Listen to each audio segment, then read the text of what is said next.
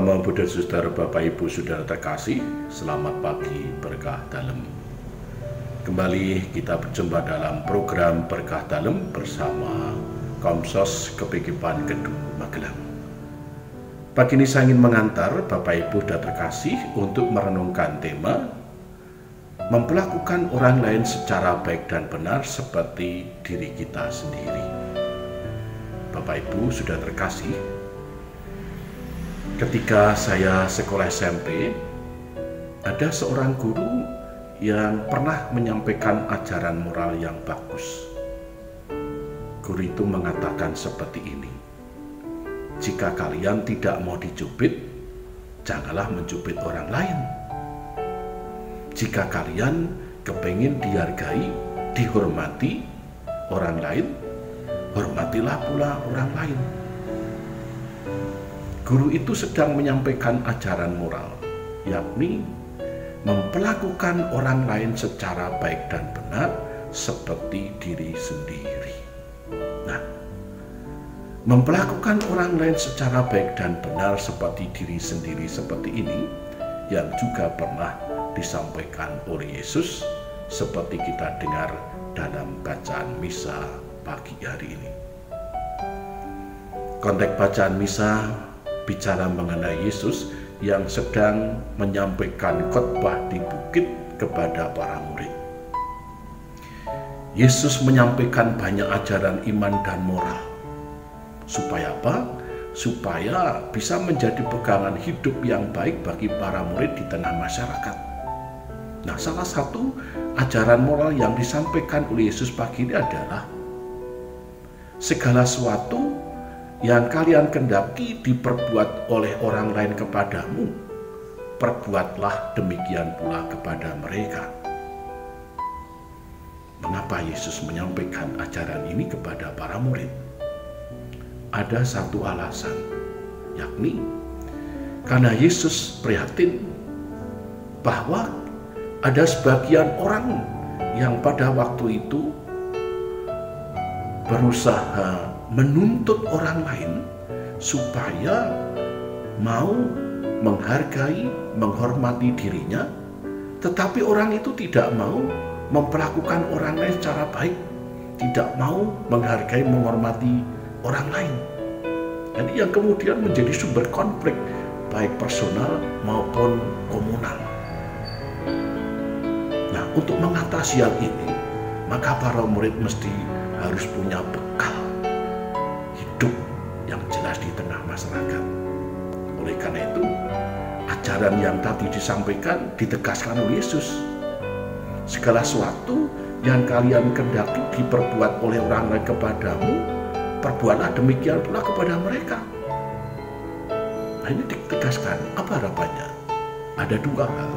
Yang pertama, supaya para murid terbiasa memperlakukan orang lain secara baik dan benar seperti memperlakukan dirinya sendiri. Yang kedua, supaya para murid walaupun telah melakukan yang baik kepada orang lain dan orang lain itu tidak membalas kebaikan, jangan membalas tidak baik, tetapi tetap melakukan yang baik kepada orang lain. Dan ini tidak mudah. Lalu bagaimana caranya supaya para murid bisa menghayati semangat hidup yang luhur, yang mulia seperti ini? Salah satu jawabannya adalah orang mesti harus memiliki sikap iman akan Allah, Allah yang penuh kasih seperti yang diimani oleh umat Israel kita dengar dalam bacaan pertama pagi ini. Nah, jika orang mengenakan sikap iman akan Allah yang penuh kasih dan itu mengalir dalam dirinya, hati, pikiran, perilakunya dijiwai betul oleh Allah yang penuh kasih itu, maka walaupun orang lain memperlakukan yang tidak baik kepada kita dan kita telah melakukan yang baik, orang tidak akan sakit hati, orang tidak akan kelorong-lorong. Kenapa? Karena iman akan Allah yang penuh kasih itu kini telah mentransformasi, telah mengubah dirinya menjadi seperti semangat Allah sendiri.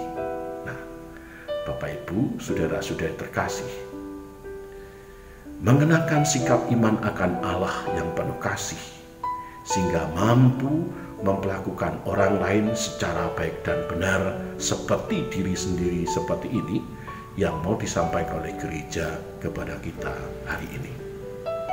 Nah, Bapak Ibu dan terkasih, mungkin hari-hari ini kita sedang menghadapi orang-orang di sekitar kita, entah itu anggota keluarga besar kita sendiri, tetangga kita, rekan kerja, atau bahkan orang sama-sama anggota gereja yang punya kecenderungan pengen dihargai, dihormati, tetapi dirinya sendiri tidak mau menghargai, menghormati orang lain. Dan ini bisa menimbulkan konflik kalau tidak terolah dengan baik. Atau mungkin justru diri kita sendiri hari-hari ini sedang punya dorongan kepengen dihargai, dihormati oleh orang lain, tetapi diri kita sendiri tidak pernah bisa menghargai, menghormati orang lain. Ini juga bisa menimbulkan persoalan. Nah, firman Tuhan hari ini akan menjernihkan, akan membantu kita bagaimana ketika ada situasi penghayatan hidup yang tidak pas seperti ini, iman akan membantu kita. Supaya apa? Supaya kita tetap berusaha memperlakukan orang lain secara baik dan benar, walaupun orang lain itu memperlakukan kita secara tidak baik. Misalnya, kita telah berusaha menghormati, menghargai orang lain, tetapi orang yang kita hargai itu justru membalas tidak baik, memfitnah, mencari-cari kesalahannya, menyebarkan gosip yang tidak benar, dan itu kadang bisa menyakitkan hati. Aneh, saya telah berusaha baik dengan orang lain, tetapi orang lain itu kok malah membalas tidak baik. Ya, kita terima, tidak usah kelor-loro, karena iman akan Allah yang penuh kasih ini akan membantu kita supaya kita semakin bisa memancarkan wajah Allah yang penuh kasih, yang tetap baik dan pengampun kepada orang lain. Nah, oleh karena itu, Bapak Ibu sudah terkasih, pada pagi hari ini marilah kita merahmat Allah. Semoga iman akan Allah yang penuh kasih itu betul menjiwai diri kita yang lemah, yang rapuh seperti ini, agar tidak mudah konflik kepada orang lain hanya karena terlalu memegang harga diri. Marilah kita berusaha mengosongkan diri, berusaha tetap mengasihi orang lain, walaupun orang lain itu tidak mau mengasihi, menghormati, menghargai diri kita. Semoga iman akan Allah yang penuh kasih seperti ini membantu kita supaya kita semakin bisa menghargai, menghormati orang lain seperti diri kita sendiri. Demikian, terima kasih. Selamat pagi. Tuhan memberkati kita. Amin.